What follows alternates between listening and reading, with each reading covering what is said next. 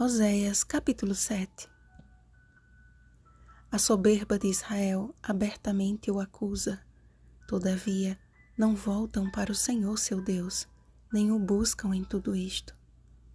Versículo 10.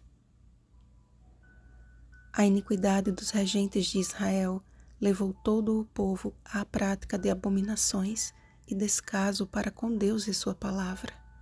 Disposto a mudar-lhes a sorte, o Senhor desejava restaurar os filhos do seu povo e trazê-los de volta ao seu aprisco.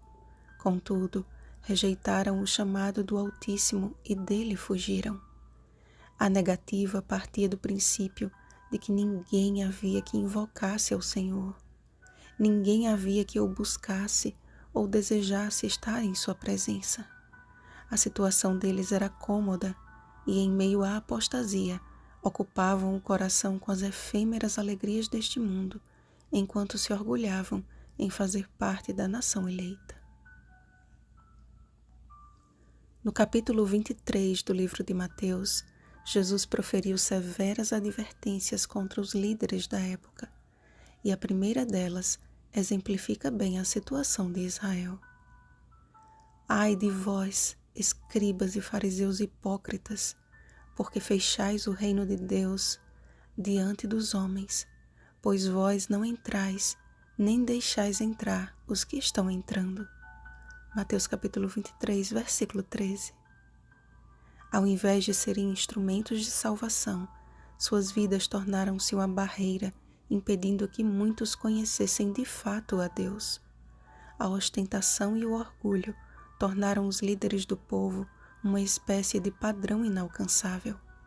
Colocando-se acima de tudo e de todos, abandonaram a essência da liderança, a humildade, e tomados de um espírito soberbo, rejeitaram o único mestre.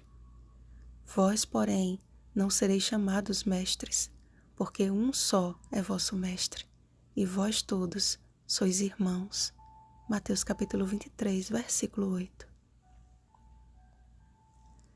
A primeira vez que os discípulos de Jesus foram chamados de cristãos se deu em Antioquia, após a dispersão por causa da tribulação que sobreveio a Estevão. Atos capítulo 11, versículo 19.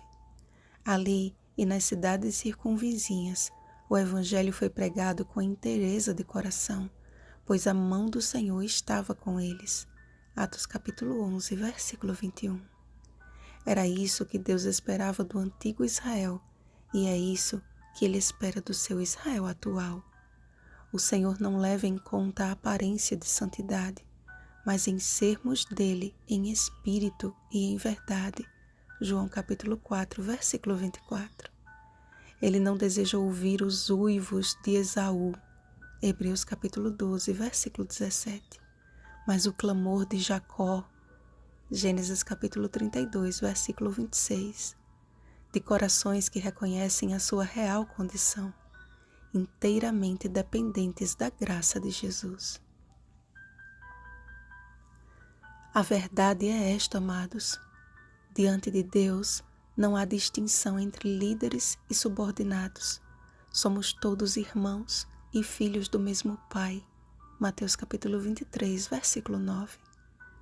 Todos carecemos da mesma graça, da mesma misericórdia e do mesmo mediador, Jesus Cristo. 1 Timóteo capítulo 2, versículo 5.